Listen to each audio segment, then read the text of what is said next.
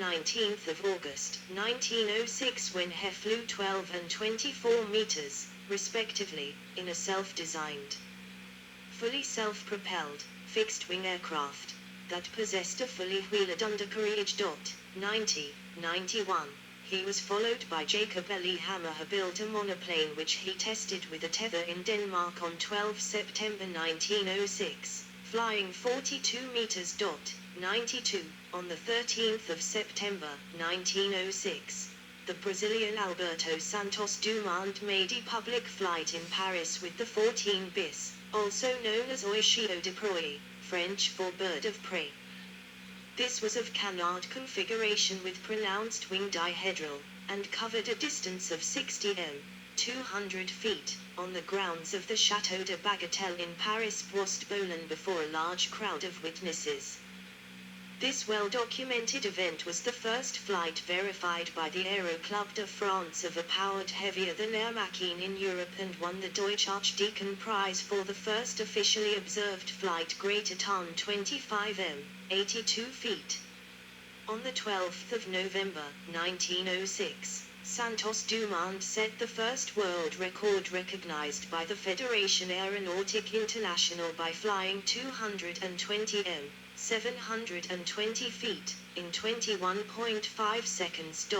93, 94, only one Marie brief flight was made by the 14 bis in March 1907, after which it was abandoned.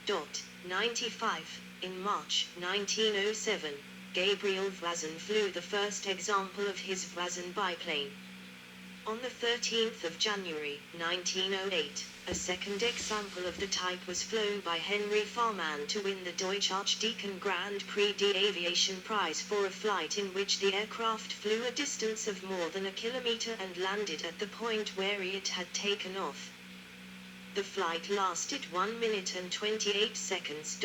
96. Flight as an established technology. Santos Dumont later added ailerons between the wings in an effort to gain more lateral stability. His final design, first flown in 1907, was the series of Demoiselle monoplanes, numbers 19 to 22. The Demoiselle No. 19 could be constructed in only 15 days and became the world's first series production aircraft. The Demoiselle achieved 120 km forward/h. 97. The fuselage consisted of 3 specially reinforced bamboo booms. The pilot sat in a seat between the main wheels of a conventional landing gear whose pair of wire-spoked main wheels were located at the lower front of the airframe, with a tail skid halfway back beneath the rear. Alberto Santos Dumont flying the Demoiselle over Paris fuselage structure. The Demoiselle was controlled in flight by a cruciform tail unit hinged on a form of universal joint at the aft end of the fuselage structure to function as elevator and rudder, with roll control provided through wing warping, number 20, with the wing suddenly warping down. In 1908, Wilbur Wright traveled to Europe, and starting in August gave a series of flight demonstrations at Le Mans in France. First demonstration, made on the 8th of August, attracted an audience including most of the major French aviation experimenters, however astonished by the clear superiority of the Wright brothers' aircraft, particularly its ability to make tight controlled turns. 98. The importance of using roll control in making turns was recognized by almost all the European experimenters. Henry Farman fitted ailerons to his Voisin biplane and shortly afterwards set up his own aircraft construction business, whose first product was the influential Farman 3 biplane. The following year saw the widespread recognition of powered flight as something other than the preserve of dreamers and eccentrics. On the 25th of July, 1909, Louis Blériot won worldwide fame by winning a £1,000 prize offered by the British Daily Mail newspaper for a flight across the English Channel, and in August around 500,000 people, including the President of France Armand Forlys and David Lloyd George, attended one of the first aviation meetings, the Grande Semaine d'Aviation at Reims. In 1914.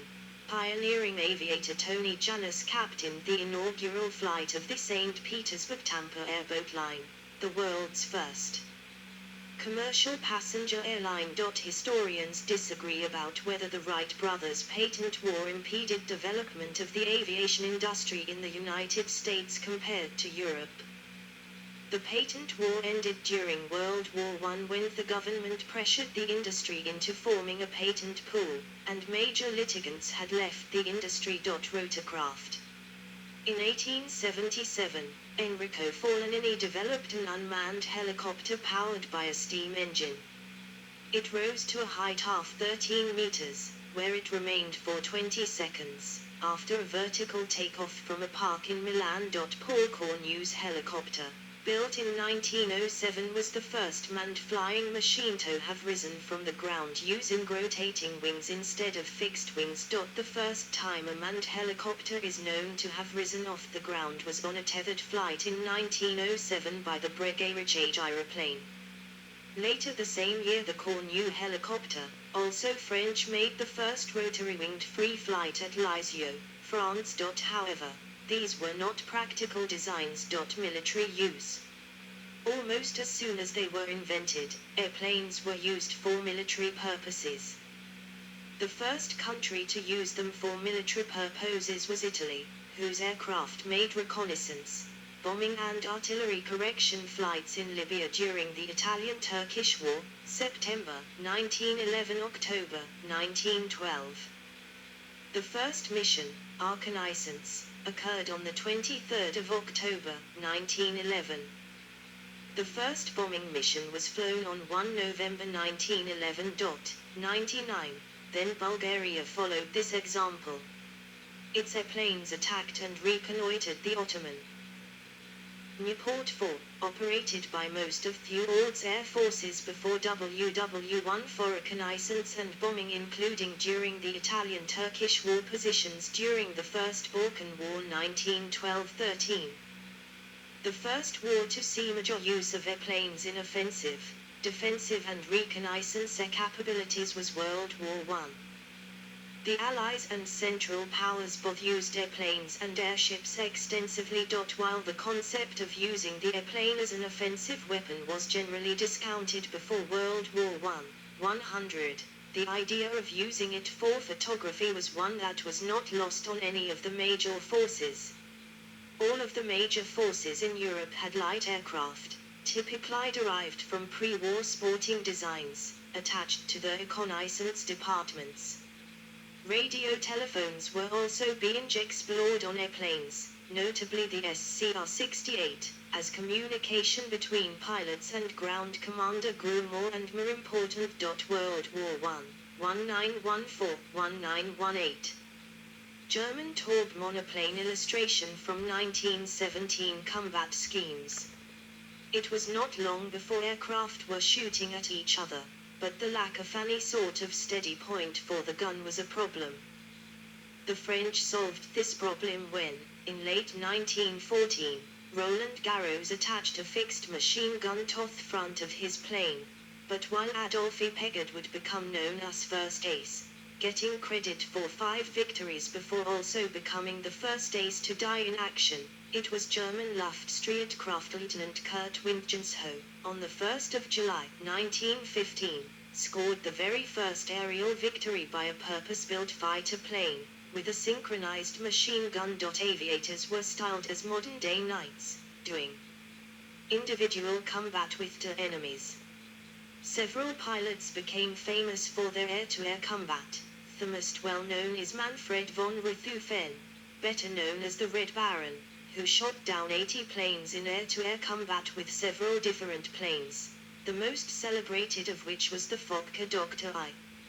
On the Allied side, René Paul Fonck is credited with the most all-time victories at 75, even when later wars are considered. France, Britain, Germany, and Italy were the leading manufacturers of fighter planes that saw action during the war, with German aviation technologist Hugo Junkers showing the way to the future through his pioneering use of all-metal aircraft from late 1915. Between the World Wars, 1918–1939. The years between World War I and World War II saw great advancements in aircraft technology. Airplanes evolved from low-powered biplanes made from wood and fabric to sleek, high-powered monoplanes made of aluminum, based primarily on the founding work of Hugo Junkers during the World War I period and its adoption by American designer William Bushnell Stout and Soviet designer Andrei Tupolev. The age of the great rigid airships came and went. The first successful rotorcraft appeared in the form of the autogyro invented by Spanish engineer Juan de la Cierva and first flown in 1919. In this design, the rotor is not powered but is spun like a windmill by its passage through the air. A separate power plant is used to propel the aircraft forwards. Map of record-breaking flights of the 1920s. Map of air routes and landing places in Great Britain, as temporarily ranked by the Air Ministry for civilian flying, published in 1919, showing Hounslow near London, as the hub Qantas de Havilland biplane C-1930. After World War I, experienced fighter pilots were eager to show off their skills. Many American pilots became barnstormers, flying into small towns across the country and showing off their flying abilities, as well as taking paying passengers for rides. Eventually, the barnstormers grouped into more organized displays. Air shows sprang up around the country, with air races, acrobatic stunts, and feats of air superiority. The air races drove engine and airframe development. The Schneider Trophy, for example, led to a series of ever faster and sleeker monoplane designs culminating in the Supermarine S.6B. With pilots competing for cash prizes, there was an incentive to go faster. Amelia Earhart was perhaps the most famous of those on the barnstorming /air show circuit. She was also the first female pilot to achieve records such as the crossing of the Atlantic and Pacific Oceans. Other prizes, for distance and speed records, also drove development for awards. For example, on the 14th of June, 1919, Captain John Alcock and Lieutenant Arthur Brown co-piloted a Vickers Vimy non-stop from Street Johns, Newfoundland to Clifton, Ireland, winning the £13,000, $65,000, 101, Northcliffe Prize. The first flight across the South Atlantic and the first aerial crossing using astronomical navigation was made by the naval aviators Gago Coutinho and Sacagera Cabral in 1922, from Lisbon, Portugal, to Rio de Janeiro, Brazil, with only internal means of navigation in an aircraft specifically fitted for himself with an artificial horizon for aeronautical use, an invention that revolutionized air navigation at the time. Gago Coutinho invented a type of sextant incorporating two spirit levels. To provide an artificial horizon. 102, 103. 5 years later Charles Lindbergh received the Orteig Prize of $25,000 for the first solo non-stop crossing of Atlantic. This caused what was known in aviation at the time as the Lindbergh boom, where the volume of mail moving by air increased 50%, applications for pilots' licenses tripled, and the number of planes quadrupled, all within 6 months of flight. 104, about 3 months after Lindbergh. Paul Redfern was first to solo the Caribbean Sea and went missing flying over Venezuela. Australian Sir Charles Kingsford Smith was the first to fly across larger Pacific Ocean in the Southern Cross. His crew left Oakland, California to make the first trans-Pacific flight to Australia in 3 stages. The first, from Oakland to Hawaii, was 2,400 miles, 3,900 kilometers, took 27 hours 25 minutes, and was uneventful. They then flew to Suva, Fiji, 3,100 miles, 5,000 kilometers, away, taking 34 hours 30 minutes.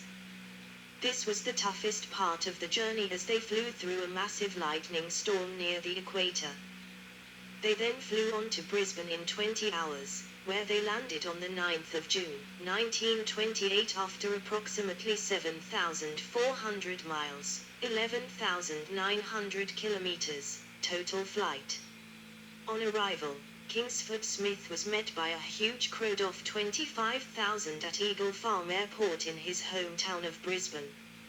Accompanying him were Australian aviator Charles Elm as the relief pilot, and the Americans James Warner and Captain Harry Leon, who were the flag biplane from 1933 radio operator, navigator and engineer.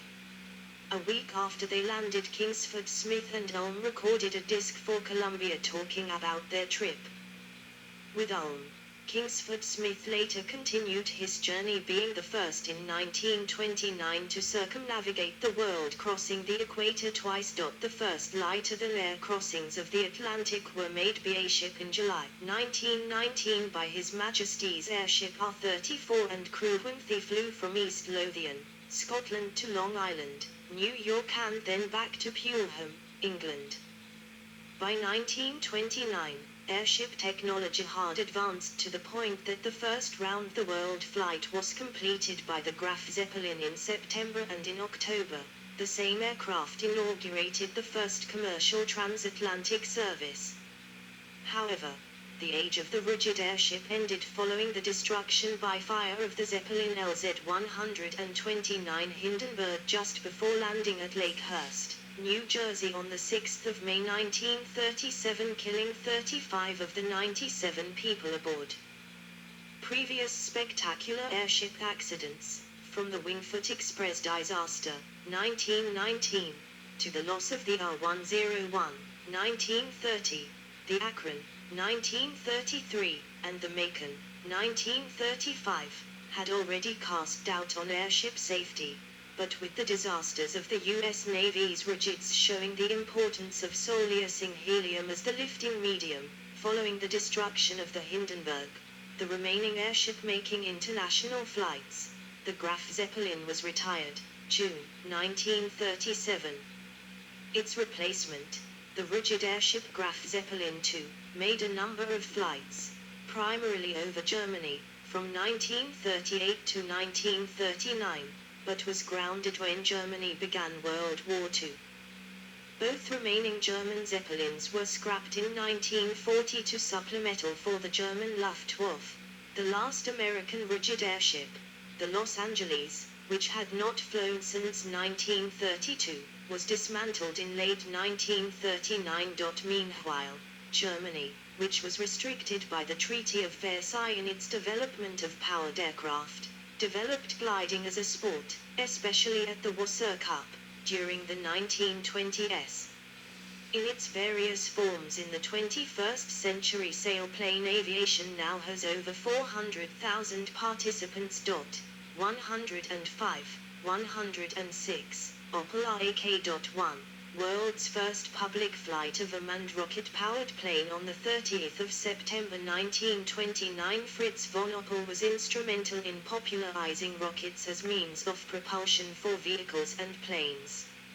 In the 1920s, he initiated, together with Max Valier, co-founder of the Vrindverhomschifferet, the world's first rocket program, Opel IK, leading to speed records for automobiles, rail vehicles, and the first manned rocket-powered flight in September 1929.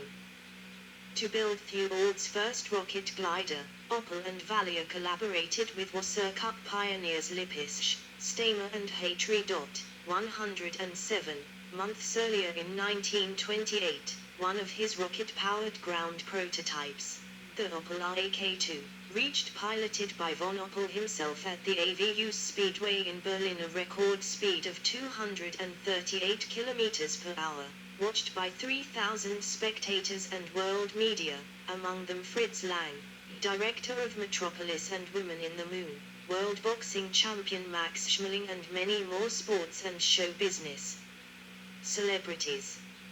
A world record for rail vehicles was reached with AK-3 and a top speed of 256 km/h. 108. After these successes on land and successful glider tests at Wasser Cup, On the 30th of September, 1929, von Oppel piloted the world's first public rocket-powered flight using a dedicated Oppel IK.1 rocket plane